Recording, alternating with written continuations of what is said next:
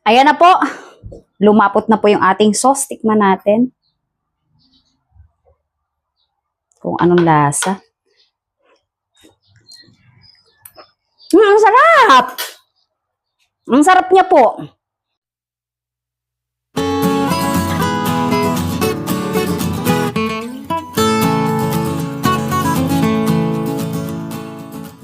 Hi guys! Welcome back sa aming channel ang KKK by Jeng and Ote. And of course, it's me, your Ate Jeng. At sa likod po ng camera ay si Ote.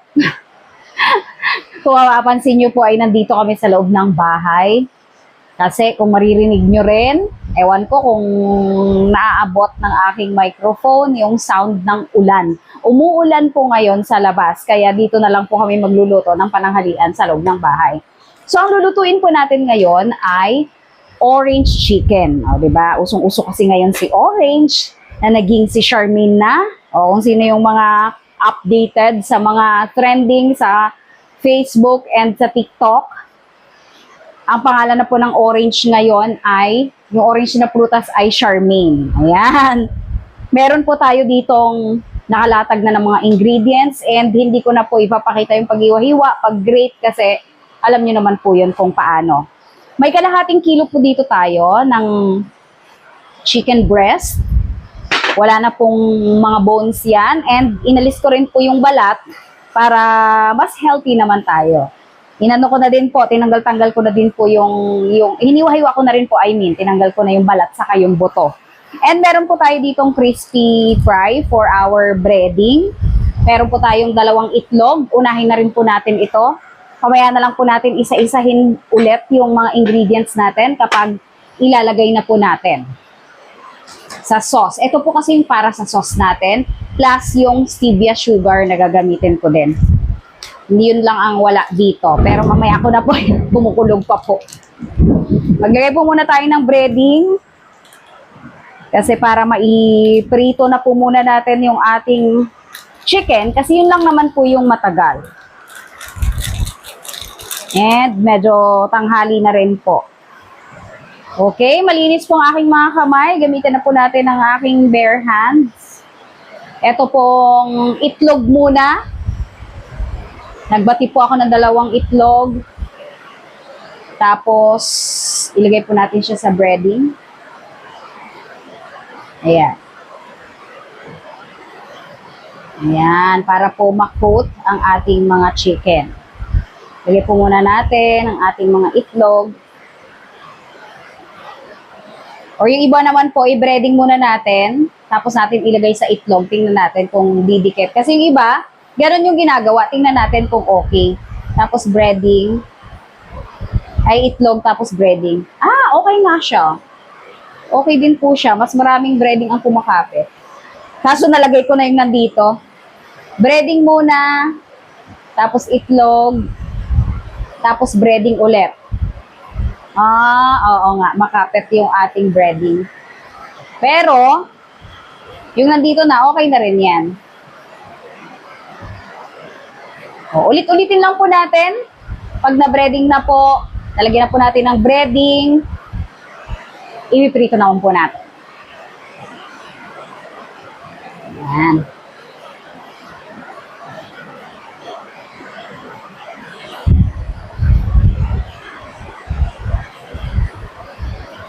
Ayan, dito na lang po tayo sa aming kalan. Nagpakulo na po ako ng tubig. Ayan, nag-brown out pa po. Yun ang masaklap. Nagpakulo na po ako ng mantika, hindi tubig. Nag-brown out pa po. Yung butane ko po kasi medyo nagluluko. Kaya dito na lang muna ako. Tapos ayan, nag-brown out na nga. Ayan, tapusin ko lang po ito. Naka-deep fry naman pong ating chicken. Kasi ipapakita ko na lang po sa inyo pag okay na po. Ayan, piniprito po natin. Brown out po kasi, kaya meron tayong pailaw. Minsan nakakasawa na rin talaga ang mga ganitong sitwasyon, pero wala naman po kaming choice. Ayan. Ipa-golden brown lang po natin. Hanguin ko na po yung iba. Ayan, tapos na po ang pagprito natin ng ating chicken. Eto na po. Titingnan po natin ang ating butane. Nakakuha ako ng butane sa labas. Tingnan natin kung okay to. Para po kasi okay naman siya. Para po kasi maipakita ko rin sa inyo, no? So, meron po tayo ditong orange juice. Ito po ay fresh na orange juice. 2 orange po yan. 3/4 na cup. And then, meron po tayong asukal. Isang stevia. Actually, hindi po siya asukal per se, ha? Sweetener po. Ito po ay organic plant-based sweetener. Nagpapak na po kasi ako. Tapos meron tayo ditong grated na 3 cloves of garlic. Tapos meron din tayong konting asin. Kukuntian ko lang yung asin kasi medyo maalat po yung ating breading. Konting-konti lang. Tapos meron po tayong sesame oil. 1 tablespoon of sesame oil. And then, 1 tablespoon din ng ating zest. Orange zest. And then, meron tayo ditong 1 teaspoon ng suka or vinegar. Ayan. And meron po tayong supposed to be, kung kayo po ang gagawa, grated na ginger. Kasi po, ayaw naman ni Tatang to. Baka makain po kasi ni Tatang. So, hindi ko ginrate. Pero dapat po, grated yan. Kung talagang sa inyo, okay lang yun na grated ginger. Sa akin, hindi na po pwede. Kasi para hindi makain ni Tatang. And then, meron po tayo ditong, bago po natin sindihan, meron po tayo ditong gagawing slurry. Ayan. 2 teaspoons lang po ito ng cornstarch and 1 tablespoon po ng tubig. O para maging slurry siya. Tapos, ito lang po yung magiging pampalapot natin para sa sauce. Ilagay na po natin bago natin buksan ang ating apoy. Ayan. Buksan na po natin. O, at least, okay yung ating apoy. Tapos, halu-haluin lang po natin hanggang sa lumapot.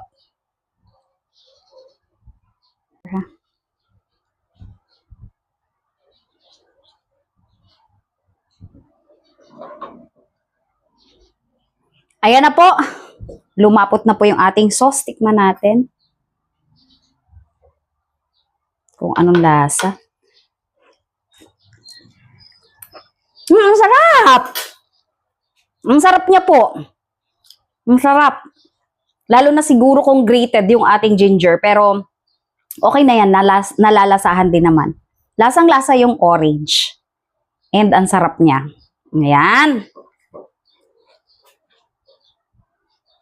Ilalagay lang po natin dito sa ating, okay na po ito.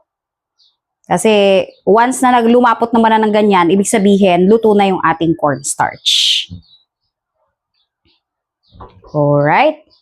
Patayin na natin ang ating apoy. Okay. Ayan, ilagay muna natin yung ating sauce dito sa ating chicken.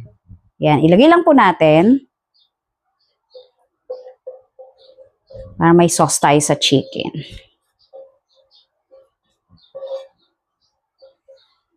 And i-toss lang po natin. Siyempre, ang sarap na to. O, eto na rin yung gamitin ko. Hindi naman masyadong madaming, yan. Tikim kanina. Yan, o.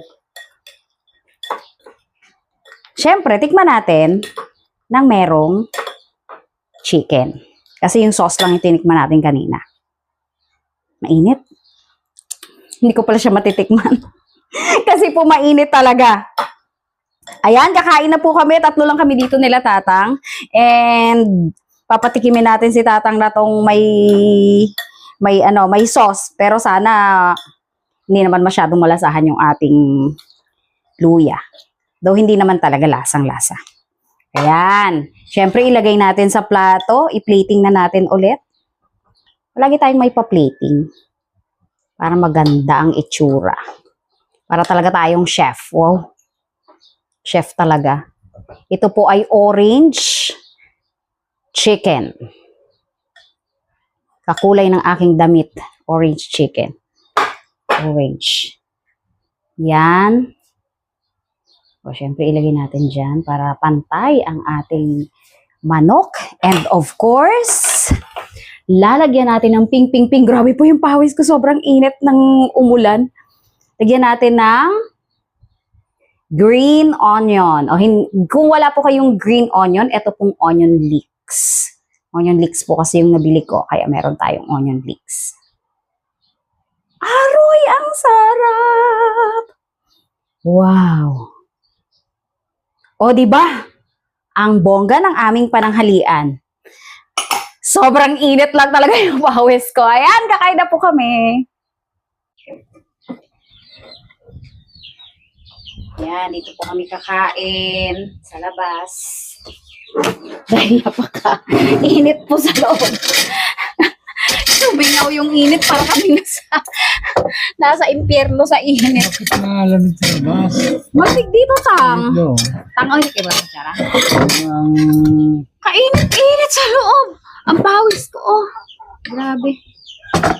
Tikman nyo, Tang, ang ating chicken. sarap siguro. Sarap. Meron po. Sige, kamay lang. Medyo maalat na yung breading na yan, Tang, kaya pwede nang walang patis.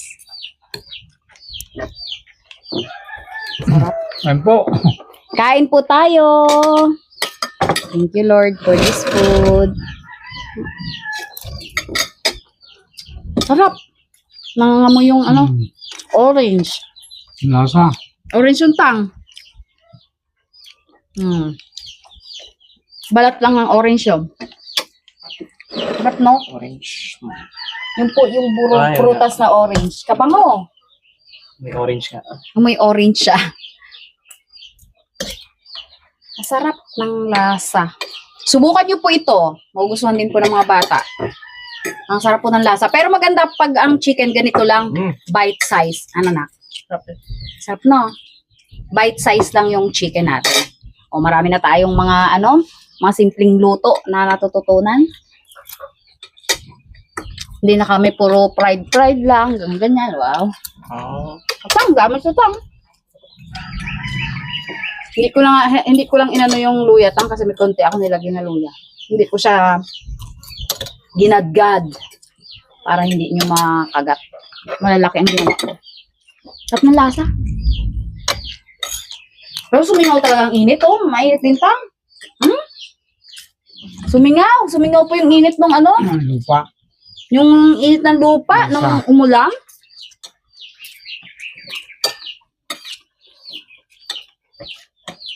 Ano masasabi mo lang? Masarap. Kaya nga tubig na. Sarap na.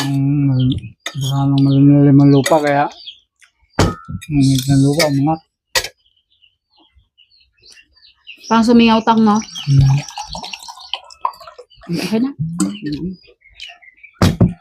Sarap.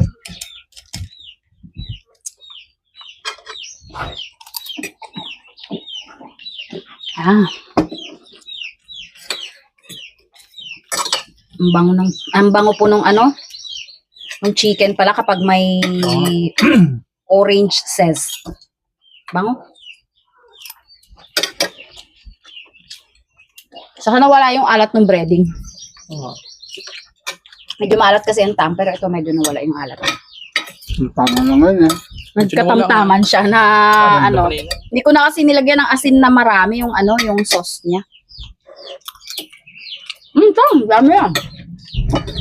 Tayo lang magkakain.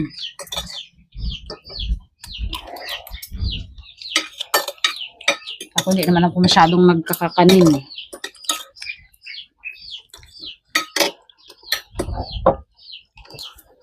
Meron naman kaming mga bisita sa ilalim.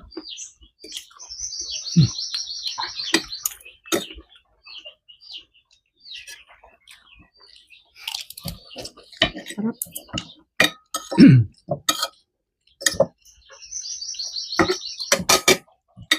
Ulam, Tang.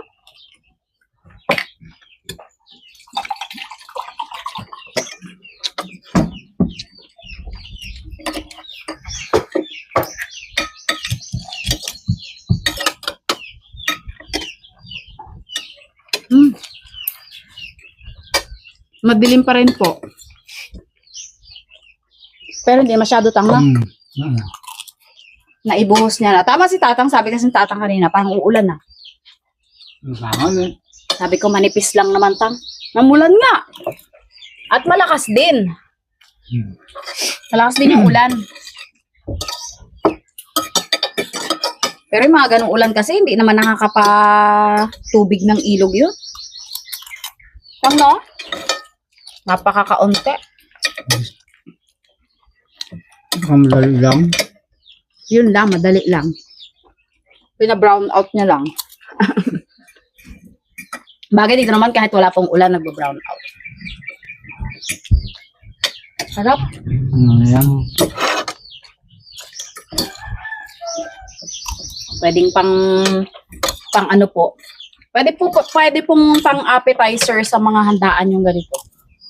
Halimbawa po, Pwede masandaan niya eh. pwede nga siya sa handaan talaga. Tapos pwede siyang appetizer din, papak-papakin. Yung liitan nyo yung mga ano, ganito lang po, bite size. Kaya lang, ang problema, mabubusog na yung mga bisita nyo kasi protein to eh, kabusog. Pero talagang pang ulam talaga siya, parang lasang panghandaan nga. Pwede po siya. Siyempre, dadamihan nyo lang. Kasi lasang, ano po siya talaga. Lasang panghandaan. O, sabi ni Tatang, lasang panghandaan daw. Ano yan? Lasa? Sarap. Nakita ko kasi ang recipe na yan, Tang, sa Ajinomoto mismo. Yung Ajinomoto po mismo na cooking page ng Ajinomoto. Nakita ko yung orange chicken nila. Sabi ko, gawin ko kaya yun. Parang kadali-dali lang kasi. Madali nga lang talaga. Kayang-kaya talaga po natin. And masarap. Siyempre, hindi naman sila magpe-present ng hindi masarap kasi Ajinomoto nga naman yun. Kasi yung breading po na pinagamit nila, yung ano natin, crispy fry, Ajinomoto po kasi yun. So, syempre, yun ang inano nila. I-advertise nila. And masarap naman talaga. Sarap siya talaga. Kaya lang sa mga ganitong chicken lang siya, ano, kailangan yung mga, ano lang, mga bite size para at least nakukover talaga yung ano natin, yung breading. Sarap. Ote, walang masabi, ni maka, ano eh, no? Sarap. Ayan. Pag ganyan-ganyan lang po ang ating pananghalian. Pakonti-konti, pasilip-silip lang ating mga pananghalian. Minsan kasi hindi pananghalian yung aming naiva-vlog. Thank you so much pa rin po sa mga patuloy na sumusuporta sa aming channel. Kahit na nung dati ay talagang sobrang dalang o ngayon po hanggat kaya po ay madalas po ang magiging upload natin. Hanggat bakasyon ko po. So next week kasi may mga ano na naman, mga activities na naman and pasukan na kasi ni Otep. Syempre medyo busy na rin na naman next week. Pasukan na nila pero ako August pa po kasi. Ayan, thank you so much po sa mga patuloy na sumusuporta. Thank you so much. God bless po. Thank you po sa Bye. panood. Ayan, nakikita nyo si Tatang pag lunch ang aming ano, vlog.